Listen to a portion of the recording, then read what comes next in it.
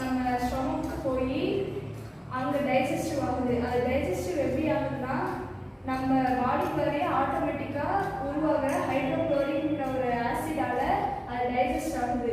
அதில் டைஜஸ்ட் பாதி ஃபுட் வந்து டைஜஸ்ட் ஆகும், பாதி வந்து டைஜஸ்ட் ஆகாது. அது டைஜஸ்ட் ஆன ஃபுட் வந்து எனர்ஜியாக கன்வெர்ட் ஆகி நம்ம எப்போல்லாம் டயர்டாக இருக்குமோ அப்போல்லாம் நம்ம எல்லா பாடி பார்ட்ஸ்க்கும் கொண்டு போய் அதை சேர்த்துரும். அப்போல்லாம் நம்ம ரொம்ப எனர்ஜெட்டிக்காக ஃபீல் ஆகிற மாதிரி இருக்கும். டைஜஸ்ட் ஆகாத பார்ட் வந்து அப்படியே வேஸ்டேஜாக வெளியே வந்துடும். இப்படி தான் நம்ம டைஜஸ்டிவ் சிஸ்டமில் நடக்குது.